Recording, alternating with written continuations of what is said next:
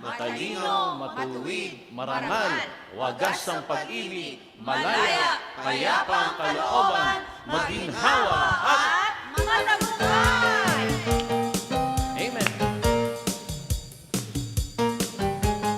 Thank God I am blessed, happy and prosperous talaga. Thank God ako'y mayaman at matalino pa. Thank God ako ay marangal at matuwid na. Thank God happy, pag-ibig ko'y wagas na. Thank God I am blessed, happy and prosperous talaga. Thank God ako'y mayaman at matalino pa. Thank God ako ay marangal at matuwid na.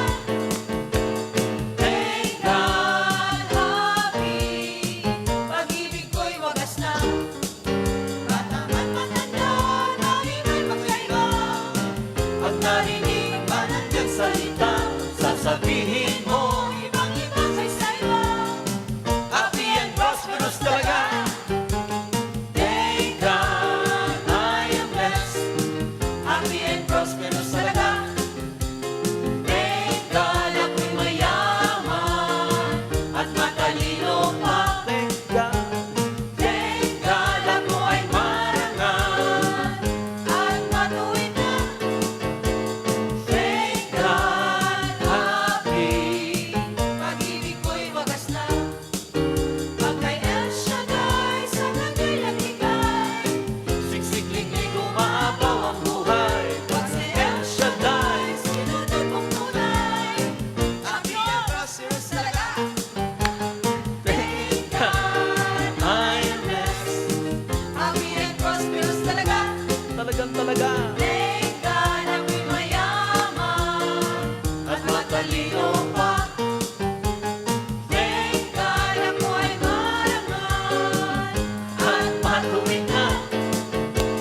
Thank God happy, pag-ibig ko'y wagas na.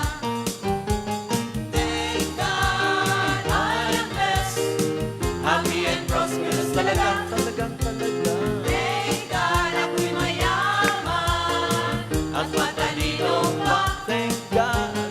Thank God ako ay marangal at matuwid na. Thank God happy, pag-ibig ko'y wagas na. Happy and prosperous talaga. Happy and prosperous talaga.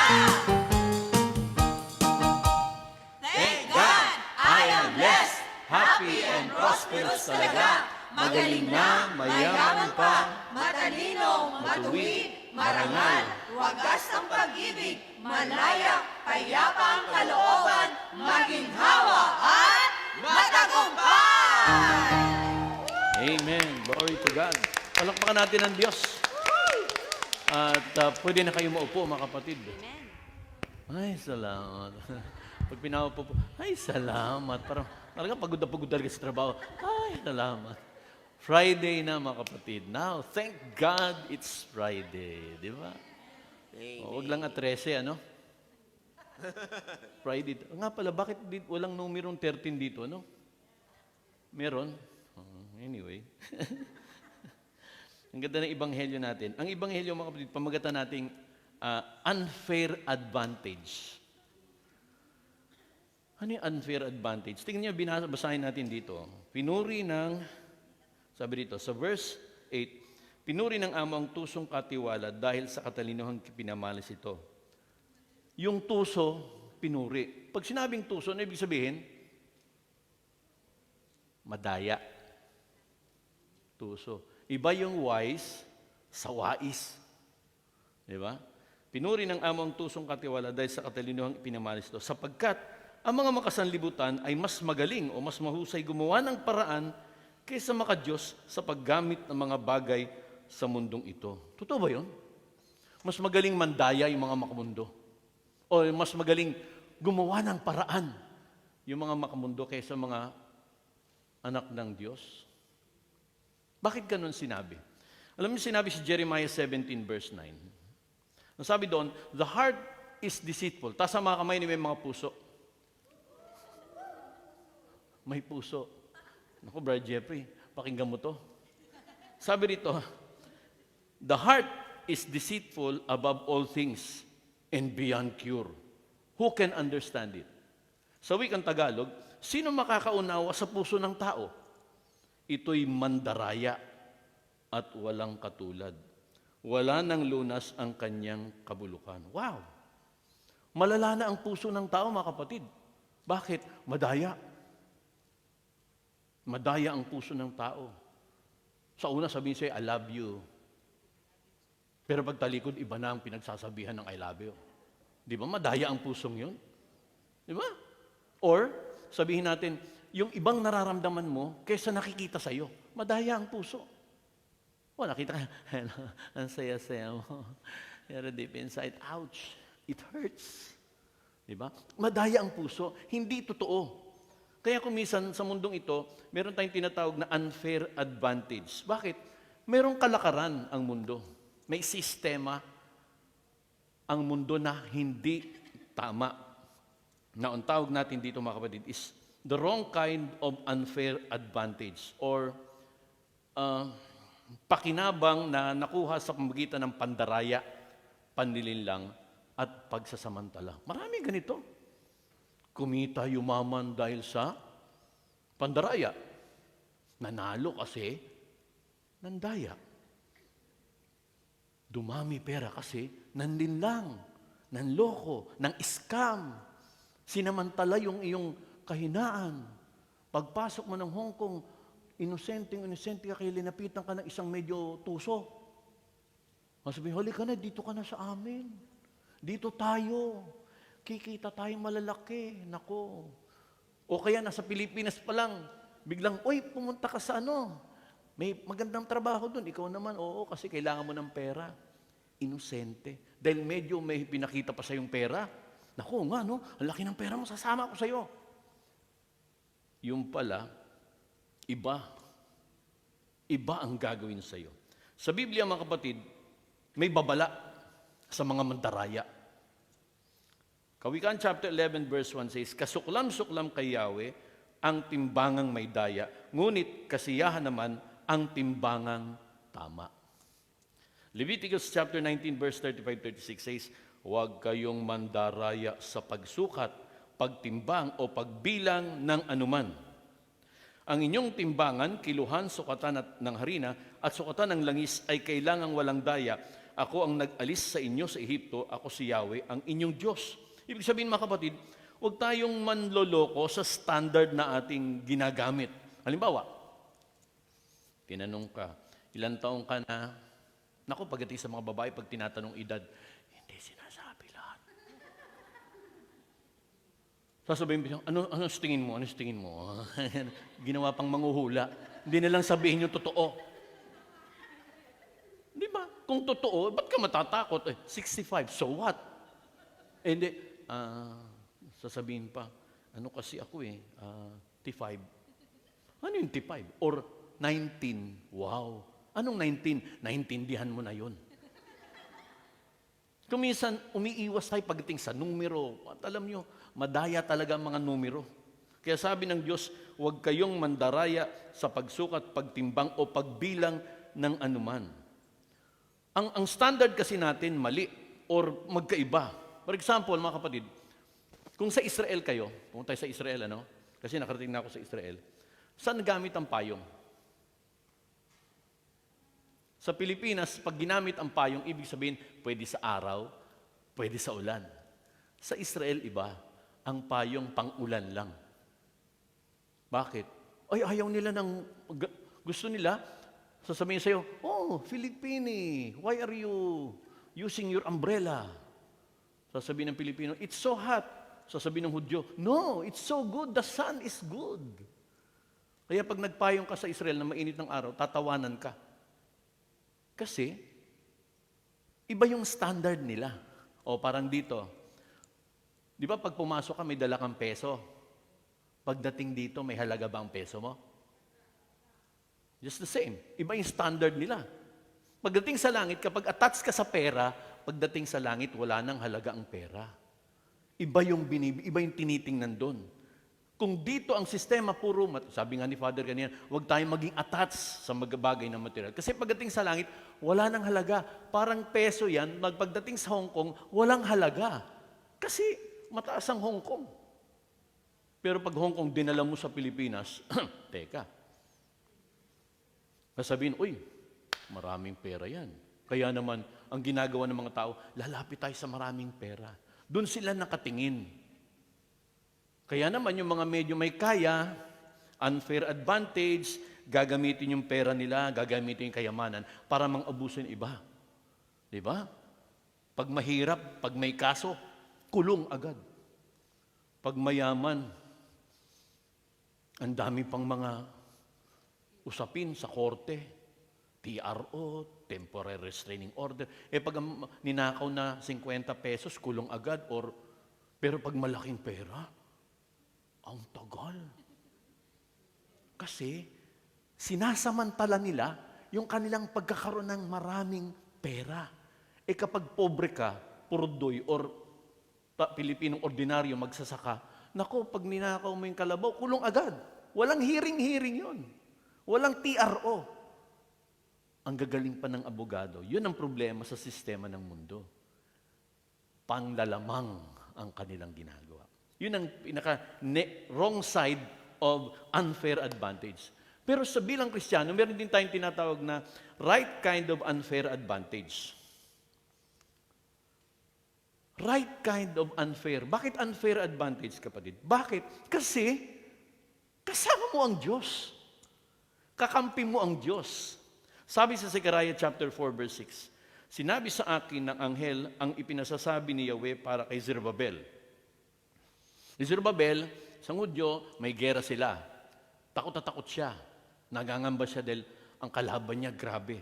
Pero sabi ni Yahweh, pinasabi ni Yahweh na makapangyarihan sa lahat, ang tagumpay ay hindi makakamit sa magitan ng lakas o hukbo o sariling kapangyarihan, kundi sa pamagitan lamang ng Espiritu. Not by might, nor by power, but by Spirit. Natakot siya. Pero sabi ng Panginoon, huwag kang mag-alala. Hindi ka magtatagumpay dahil sa dami ng sundalo mo or dahil sa iyong kapangyarihan, kundi magtatagumpay ka dahil sumasayo ang Espiritu ng ating Panginoon. Bilang mga Kristiyano, napapansin natin yung ating pamumuhay para bang dinadala tayo sa magandang direksyon. Pupunta ka sa, mag-a-apply ka. Naku, dami-daming mga question, daming papeles. Kuminsan akala mo hindi papasa. Kuminsan akala mo, naku, wala akong pera. Biglang, boom, may magpapadala sa'yo. Bakit kaya ganun? Or sinisip mo, baka tinutulungan ako ng tatay kong namatay. Pero hindi yun. Ang tumutulong sa'yo, yung Diyos na sumasayo. Kaya ka naman nakakagalaw, nakakapamuhay ng maayos, hindi dahil sa marami kang pera. Hindi yun. Dahil ikaw ay merong advantage. May kalamanghan ka tayo sa lipunan kasi kasama natin ang Diyos. Hindi dapat tayo na mangangamba, ay mahirap lang ako. So tandaan niyo mga kapatid, hindi porket marami, okay na. Sa Diyos, kahit nag-iisa ka, majority ka. Majority ka. Hindi ba? Si Joseph yung anak ni Jesse, anak ba ni Jesse yun? Nakulong. Si Joseph, nakulong. Pero pagdating ng panahon, naging prime minister, galing sa bilangguan. Si Joseph the Dreamer, tandaan yun, na naginip siya, kesyo may nangyari ganito, yung isang butler, ganito. Kahit nanggaling sa bilangguan, naging prime minister siya kasi kasama niya ang Diyos, Genesis 39 verse 21. Si David, batang-bata, hindi man lang natakot kay Goliath. Sige, lapit pa.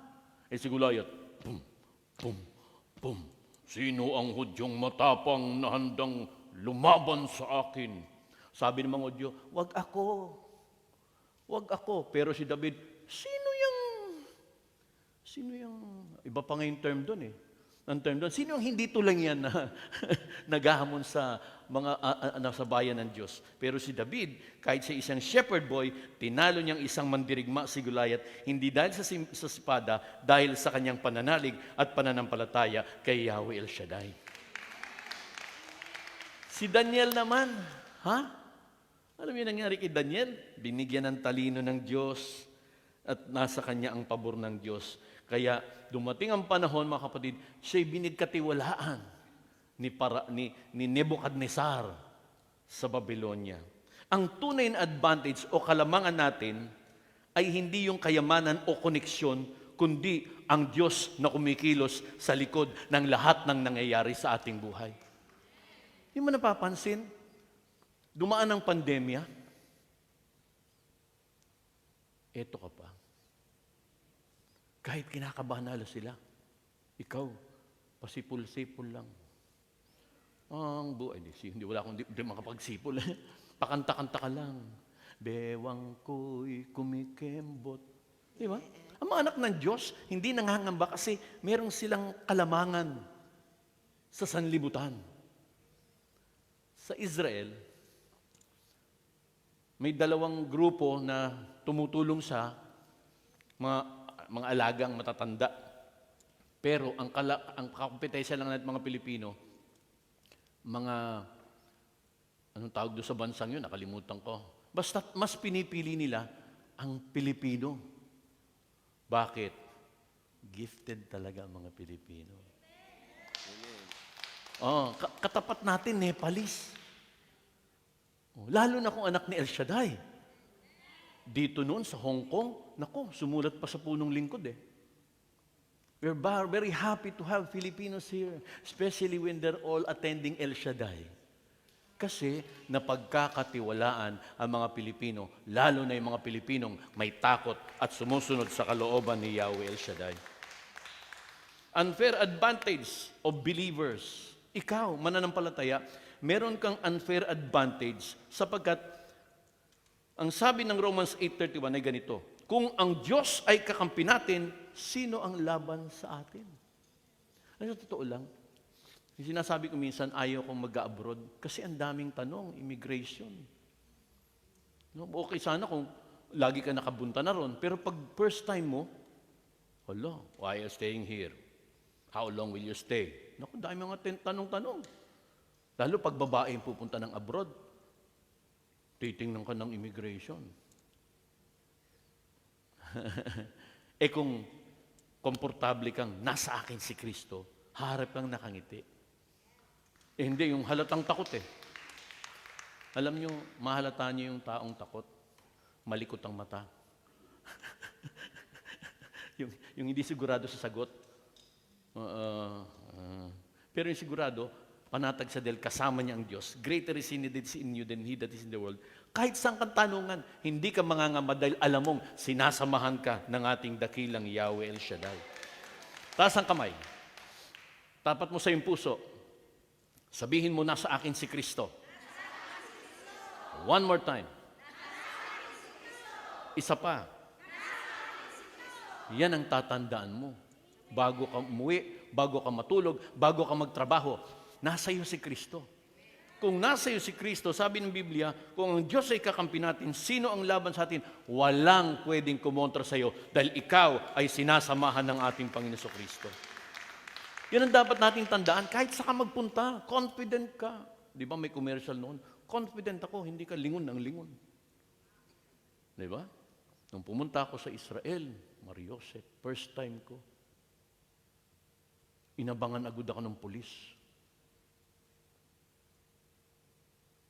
Pinakita yung passport.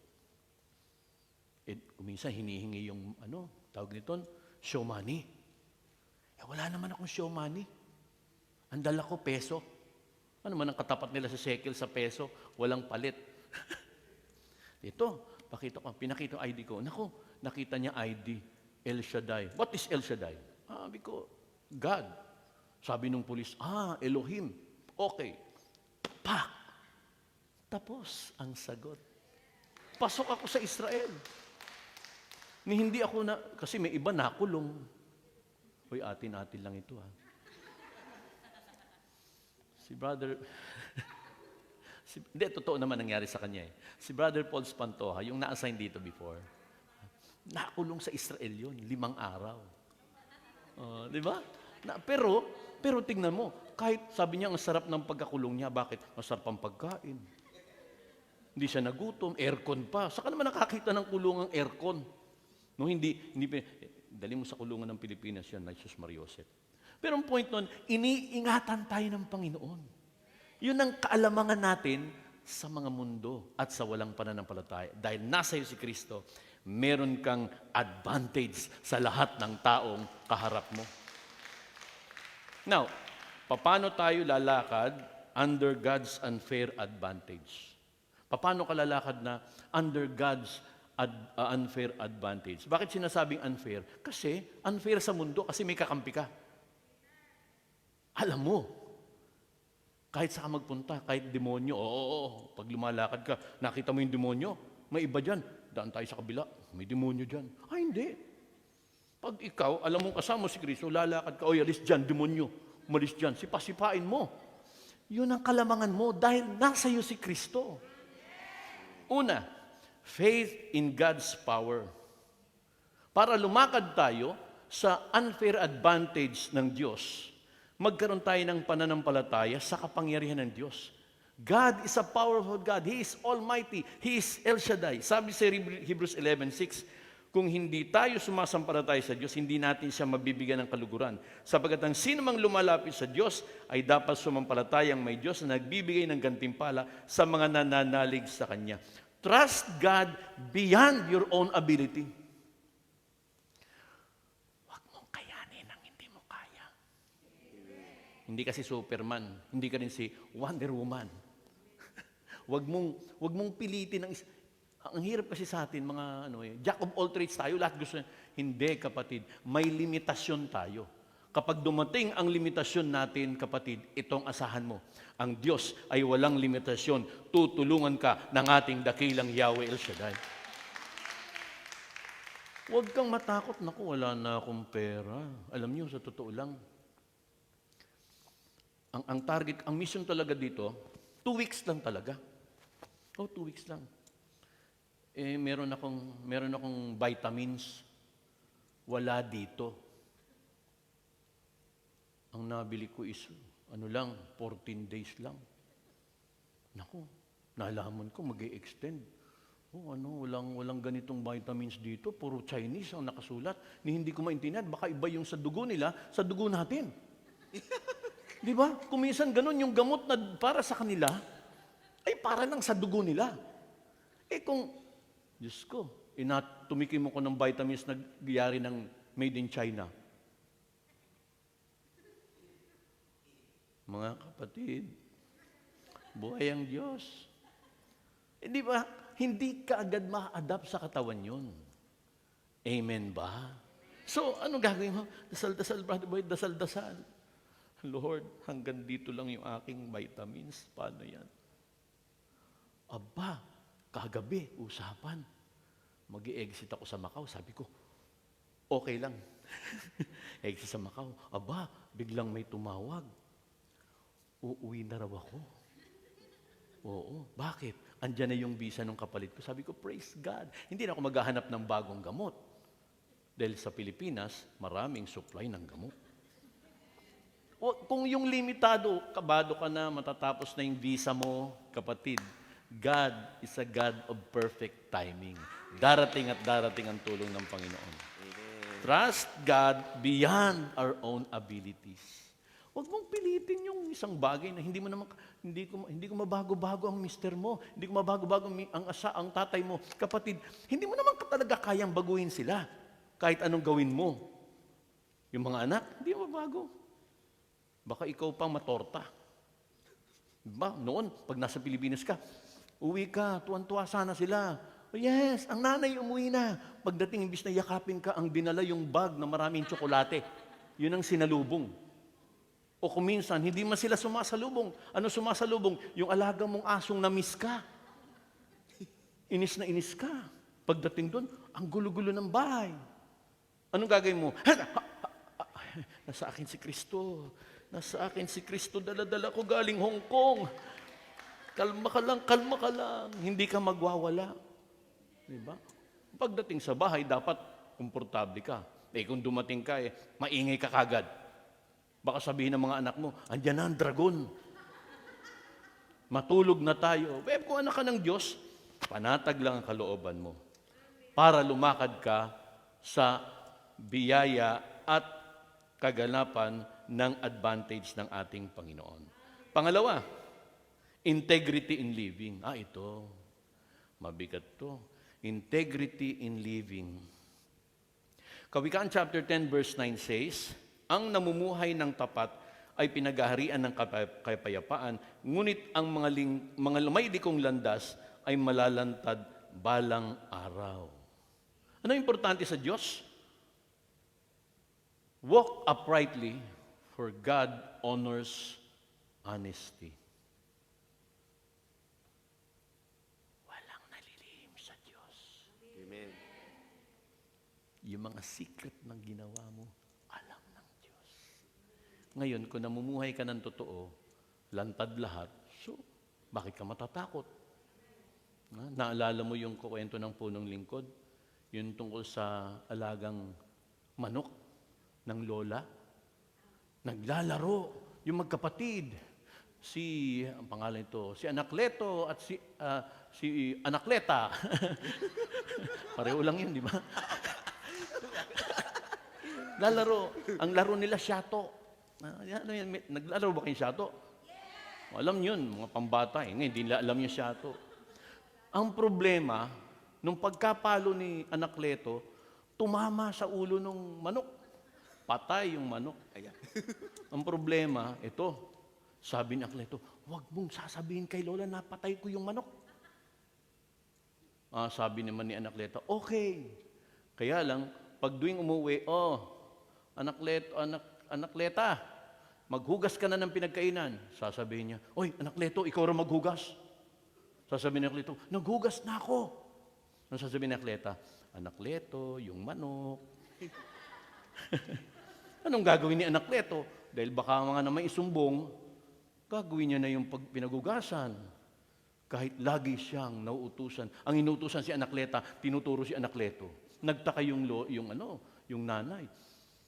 Bakit inutusan ko si Anakleta? Ikaw naman inutusan si Anakleto. Bakit ganon? Tiklop na lumapit si Anakleto. Kasi yun na yung manok. Oo, manok. Di ko nga nakikita yung manok. Ano nangyari sa manok? Ano nangyari sa manok? Sorry natamaan ng kahoy ng syato. Patay. Kaya pala, ha? Kasi naman ikaw, pumayag kang maalipin ng kasinungalingan. Kaya ngayon, takot na takot ka. Mabuko. Di umamin na si Anakleto. Anong gagawin? Anakleta, maghugas ng plato. Anakleto, maghugas daw ng plato. Sabi ng lola, oy, Anakleta, alam ko na. Ikaw naman ang maghugas ng plato. Walk uprightly in front of God. Masarap mabuhay ng totoo. Kaso maraming plastic. Sa totoo lang. Dito lang, ang daming plastic. I love you, I miss you. Di mo, mamukha nila pag... Ang kapal ng mukha, Maria Joseph, nakiyakap pa. Akala mo naman, miss na miss. Pero yung pala, eto na naman siya. Hoy, makipagkamay. Hoy, beso-beso, chika-chika, mua-mua, chup-chup. Tapos pagtalikod, kalbo. Kung alipustahin yung nakipagyakapan pa, porbida. Hindi. Maging totoo tayo sa harapan ng Diyos. Maging totoo tayo sa ating sarili. At maging totoo tayo sa ating kapwa. Kaya lang, Brad, mahirap yan. Walang mahirap sa mga taong may pananalig at pananampalataya kay Kristo. Diba? Third, dependence on the grace of God. 2 Corinthians chapter 12, verse 9, ganito ang kanyang sagot, ang pagpapala ko ay sapat sa lahat ng pangangailangan mo, lalong nahayag ang aking kapangyarihan kung ikaw ay mahina. Kaya't buong galak kong ipagmamalaki ang aking kahinaan upang lalo kong madama ang kapangyarihan ni Kristo. Si Paul, mga kapatid, meron siyang sabi niya, thorn in the flesh. Maraming scholars iniisip, ano ba talagang problema ni Paul? Hindi inaalis ng Diyos yun. Sabi nila, malabo ang mata, or may sakit talaga siya, or thorn, mayroon siyang kapintasan. Ang point is, mga kapatid, ang tinitingnan lagi natin, mahina ako. But then, kapatid, ang sabi ng Panginoon, we become strong when we are weak. Bakit? Kapag malakas ka, hindi ka na magsisimba. Pag mayaman ka na, pakita pa ba ako sa prayer meeting? Goodbye. I hate to see you go. Pero kaya nga dumadaan lagi ang Pilipinas sa mga problema. Kasi alam ng Diyos, tatawag tayo kay Yahweh El Shaddai. Kaya huwag tayo magtaka, bakit ganon, binagyon? Tingnan niyo, nakita niyo sa video? Lumilindol ang tinatawag na, Jesus! Jesus! Talaga lumilindol, Jesus! Jesus! May nag-comment sa Facebook kung kailan daw linilindol sa katatawag kay Jesus. Sino gusto yung tawagin? Si Marcos? Si Duterte? Hindi man matutulungan ng tao. Ang Diyos ang talagang tutulong kapag dumarating sa kalimidad na hindi natin kaya. Amen. His strength is made perfect in weakness. Kung may kapintasan ka, Lord, sorry, talagang mahina ako. Well, palalakasin ka ng Diyos. Aminin natin, wala tayong magagawa. Hindi mo kaya magbago, Lord. Kayang-kaya ng Diyos sapagat walang imposible kay Yahweh El Shaddai. Walang imposible kay Yahweh El Shaddai. Sabi ko, Lord, uwi na ako. Sabi naman nila, hindi, extend ka, Brad. Mag-exit ka. Lord, uwi na ako. Answered prayer ako. Uwi na ako, mamayang gabi. Uy, kahit sinong pumunta rito, kasama ninyo ang Diyos. Amen. Hindi po, mga kapatid, may kanta, di ba? Di nagbabago ang pag-ibig mo sa akin kahit anong mangyari. Di ba? Kahit sinong tumayo rito, hindi nagbabago ang pagmamahal ng Diyos sa inyo. Amen. Di ba? Pag nandun naman ako sa Maynila, pagpe-pray ko yung Monday group, Tuesday group, Wednesday group, Thursday group, Friday group. Pagdating ng Friday, thank God it's Friday. Alalahanin mo, Lord, ang mga taga-Friday. Naway mawala na yung utang nila. Amen. Naway mabayaran na yung mga utang nila. No? Kasi, bago ka nakarating dito, puro utang. Yung pinambayad mo, yung hiniram mo, pambayad mo rin, hihiramin mo rin. Dumating nawa ang panahon na talagang yung pambayad mo, hindi hiniram, kundi galing talaga sa biyaya ng ating Yahweh El Shaddai. And finally, kain na tayo.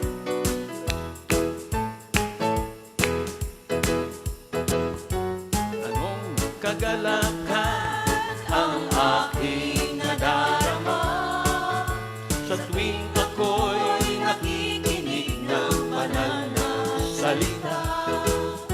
Nalaman ko ang susi ng kanyang mga himala. Sa gabay ng lingkod niya, pinagpala. Finally, Ako ngayon'y may bagong buhay. finally, Ako ngayon ay pinagpala. finally, Ako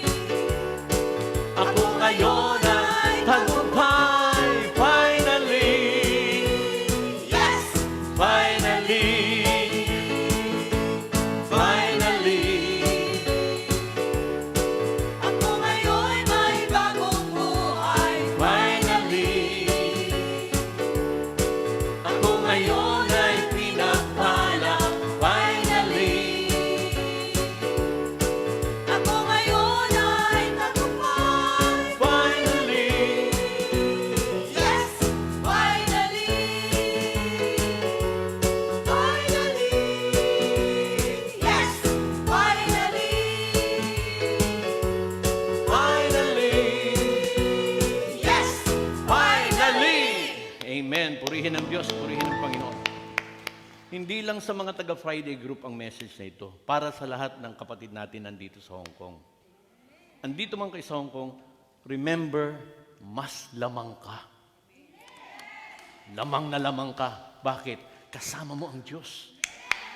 Now, paano mo mararanasan yung kalamangan ng Diyos na binibigay sa iyo? Una, manampalataya ka sa kapangyarihan ng Diyos. May kapangyarihan Diyos. Kapag may kapangyarihan Diyos na sumasayo, kapatid, may kapangyarihan ka rin. Amen. May power ka, medyo kumikirot ka. Uy, Jesus name! Mais kung sa mga espiritu ng... Sabihin mo lang, ask and it shall be given, seek and you shall find, knock and the door shall be open. Humingi ka. Hindi ka kasi humihingi. Ano.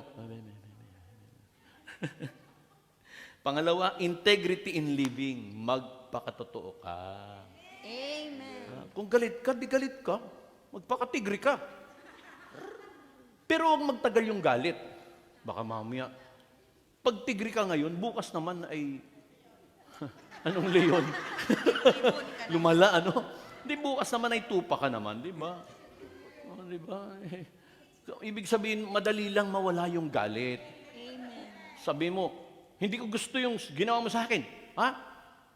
Okay ka na? Okay na. Kapi na tayo. Dili, kapi na. Tapos na. Magkapi na kayo. Pagkatapos mo sabihin sa kanya yung nararamdaman mo, tapos na. Bati-bati na. Hindi mo kayo nagkasundo, problema niya yun. Wag nang palakihin yan. Mag-usap na lang over a cup of coffee. Ayan. Pag hindi ka nagkakasundo, baka naman tumaas ang presyo nyo, kakakape. Lako lang. Punta kayo sa Central. O, kung gusto talagang sakit ng katawan, bumili kayo ng boxing glove. Tingnan natin. Pero wag ganon. Alam mo sa Israel, pag nag-aaway sila, hindi sila nagsasakitan. Sigawan lang. Kasi kinikilala yung isa't isa bilang mga lahi ni Abraham. Anak ng Diyos. Bayang pinili ng Diyos. Kung alam mo sa dugo mo, ikaw ay anak ng Diyos, bakit mo sasaktan yung katabi mo? Sana ganun ang mentalidad natin. No? Hindi ka guys, nagkasingitan lang sa sakyan. Suntukan na ka. Integrity in living. Maging totoo na lang. Kung galit.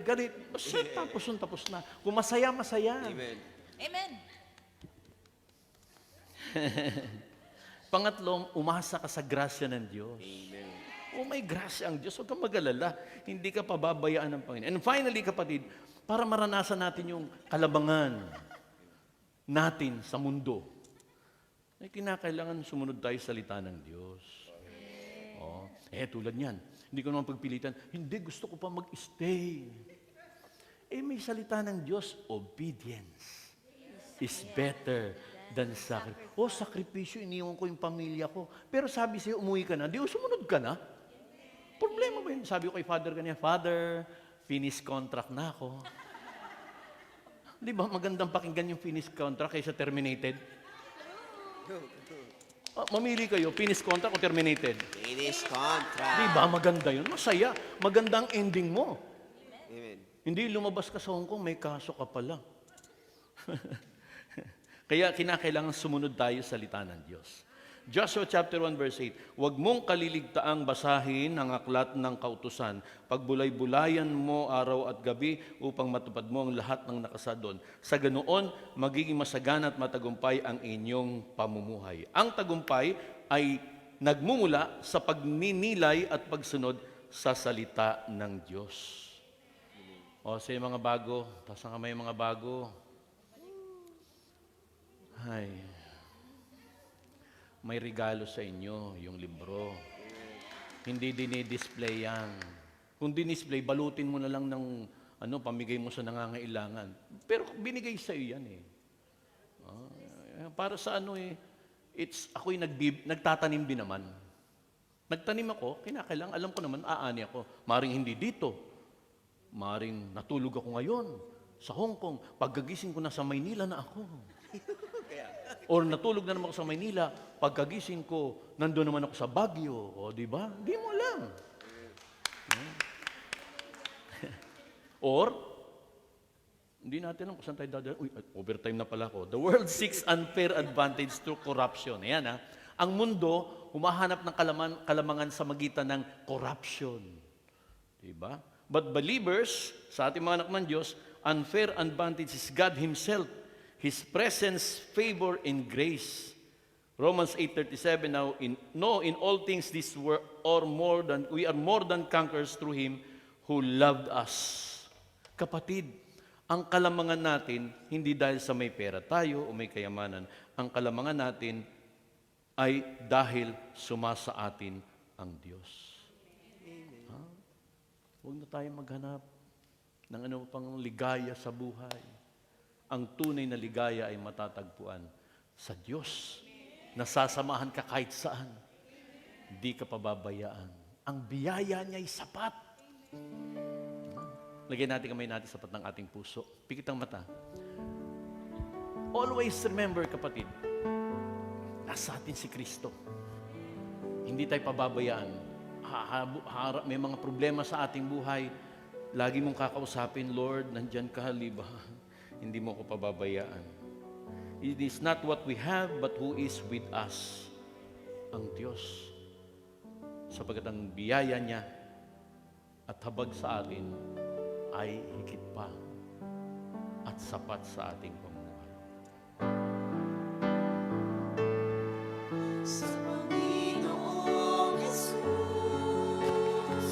ako magtitiwala sa biyaya niya kapag buhay ko ay may kalinga sa pagsubok at lupay. Naroon siya't dumaramay, ang Panginoon tapat kailanpaman. Kung ika'y nanlalamig, wala kang malapitan, para bang ang daigdig sa iyo'y minapasan. Alalahanin mo sana, minamahal ka niya, ang Panginoo'y tapat kailanpaman. Biyaya niyang tapat sa buhay ko'y sapat, di man karapat-dapat na ako ay iligtas. Pangako niya'y di nag-iiba, di tulad ng iba. Ang Panginoo'y tapat kailanpaman.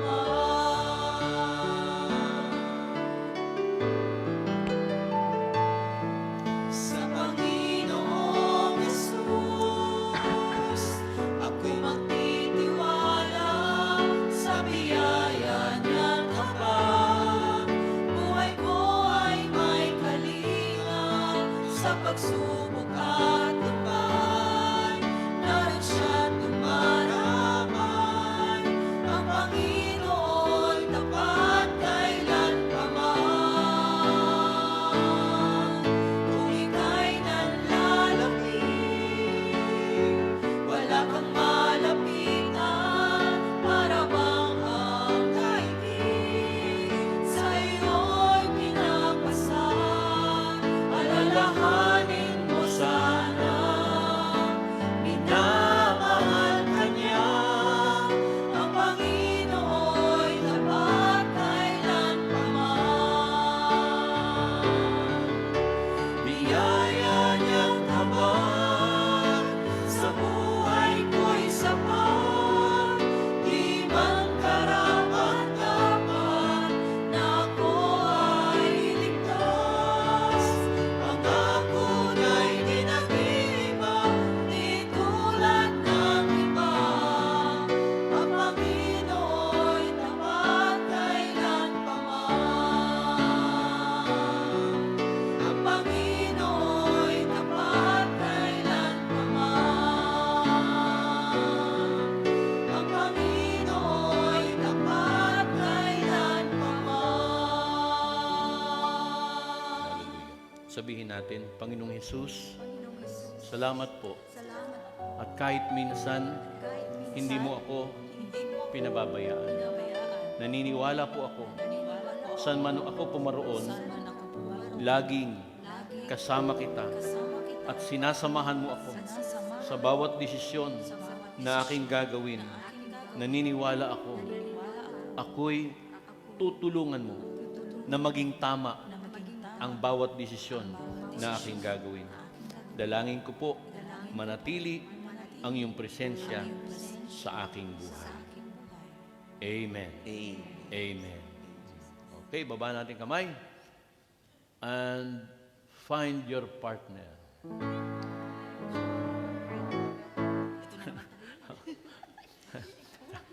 Muna ha, kausapin muna natin ito na sa ano, kasi nanonood to eh. Alam nyo, sa mga disciple, hindi kami nagsasabing goodbye or paalam. Kasi, pali mo, babalik din naman kami. Di ba? Ganun lang yun. Amen. We don't say goodbye, but we say, see you next time. Okay. Sabihin mo, alam niyo 1 plus 1? 3. 1 plus 1, ilan? 3. 3 plus 3? 7 plus 7? 15. Okay. Unang sasabihin mo sa iyong partner, lamang na lamang ka. 1 plus 1. Sabi nung apat, ano yun? Ba't 3? Explain ko sa iyo. Kaya 1 plus 1 equals 3, bagong arithmetic yun Baka turo. Kasi kasama mo ang Diyos, kasama sa bilang. Ang problema, marami sa atin, hindi tayo aware na kasama natin Diyos. Be aware na kasama ang Diyos. Amen? Okay, unang sasabihin, mas lamang ka. Mas lamang ka. Okay, 1 plus 1. 1, 2, 3. Mas lamang ka. Sunod sabihin sa kanya, kasama mo lagi ang Diyos. Kasama mo lagi ang Diyos. 1 plus 1. 1, 2, 3, 4, 5, 6, 3 plus 3. 1, 2, 3, 4, 5, 6, 7. Kasama mo ang Diyos. Kasama mo ang Diyos. Huling-huling sasabihin mo sa kanya, magtatagumpay ka. Magtatagumpay ka. Amen. 1 plus 1. 1, 2, 3. Mas lamang ka. Nagmamadali. 3 plus 3.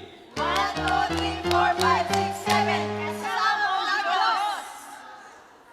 7 plus 7. 1, 2, 3, 4, 5, 6, 7, 8, 9, 10, 11, 12, 13, 14, 15. Magtatagumpay ka. Magtatagumpay ka. Amen. Purihin ng Diyos, mga kapatid. Hanggang sa muling pagkikita, kapatid. God bless you. Pagpalain ng mga kapatid natin sa Hong Kong. Higit sa lahat, pagpalain ang gawain ni El Shaddai sa Hong Kong. Amen. Sa anniversary, magkita-kita sa Saikung. Amen. God bless you until we meet again. Amen. Maraming salamat, Panginoon.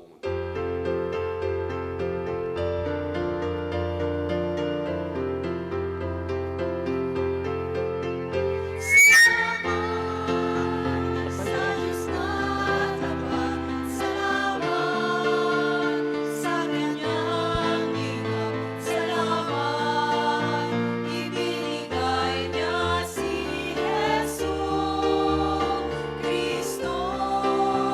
Salamat sa Diyos na tapat, salamat sa Kanyang hingap, salamat, ibinigay niya si Jesu Kristo. At ngayon, ang mahina'y lalakas, ang luka ay mayaman, nang dahil sa mga gawa ng Diyos. At ngayon, ang mahina'y lalakas, ang luka ay mayaman, nang dahil sa mga gawa ng Diyos. Salamat, salamat.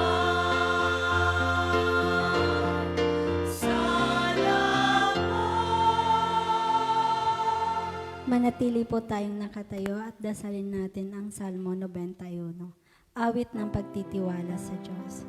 Siyang naghahangad ng pagkopkop ng kataas-taasan at nanatili sa kalingan niyong makapangyarihan. Makapagsasabi sa kanyang Panginoon, Mugkatahanan, ikaw ang aking Diyos, ang Diyos na tangi kong pinagtiwalaan. Ika'y ililigtas niya sa panganib sa umang nabitag, at kahit anumang mabigat na salot, di ka magdaranas. Lulukuban niya sa lilim ng kanyang malabay na pakpak. Sa kalinga niya ay natitiyak mo na ikaw ay ligtas. Iingatan niya at ipagsasanggalang pagkat siya ay tapat. Pagsapit ng gabi, di ka matatakot sa anumang bagay, maging sa gagawing biglang paglusog pagsapit ng araw. Ni sa ano pa mang darating na salot pagkagat ng dilim, di ka matatakot sa kasamang mga araw kung dumating. Kahit na mabuwal sa iyong harapan ng 1,000 tao, sa iyong paligid ang bilang ng patay maging 10,000. Di ka matatakot at natitiyak mong di ka maaano. Ika'y nagmamasid at sa panonood iyong mamamasdan. Yaong masasama ay nakikita mong pinarurusahan, sapagkat si Yahweh ang iyong ginawang tagapagsanggalang, at ang pinili mong mag-iingat sa iyo'y kataas-taasan. Di mo aabuting ika'y mapahamak at walang daratan, kahit anong uring mga paghihirap sa iyong tahanan. Susuguin niya ang maraming anghel silang susubaybay, kahit sa ang dako ika'y maparon tiyak iingatan. Sa kanilang palad ay tatayo ka't silang magtataas, nang hindi masaktan ang mga paa mo sa batong matalas. Kahit ang tapakan mo ay mga leon, aas na mabagsik, di ka maano sa mga serpiente at liyong mababangis. Ang sabi ng Diyos, aking ililigtas ang tapat sa akin, at iingatan ko ang sinumang taong ako'y kikilannin. Pag sila'y tumawag, laging handa ako na sila'y pakinggan. Aking sasamahan at kung may hilahil ay sasakluluhan. Aking ililigtas at ang bawat isa ay pararangalan. Sila'y bibigyan ko at gagantimpalaan ng mahabang buhay, at nakatitiyak na ang tatamo nila ay kaligtasan. Maaring ipinit ko ang langit at hindi pumatak ang ulan. Maaring magpadala ko ng abalang upang salantayin ang lupain ito. Maaring palaganapin ko sa aking bayan ng salot, ngunit sa sandaling ang bayang ito na aking pinili ay magpukumbaba. Manalangin, hanapin ako at talikdan ang kanilang kasamaan. Diringgin ko sila, patatawarin ko sila, at ibabalik ko sa kanilang lupain ang katiwasayan at kasaganaan. Ito ang mga salita ng Diyos. Salamat sa Diyos. God bless us all. See you next Friday and see you tomorrow sa Saikong Sacred Heart Church.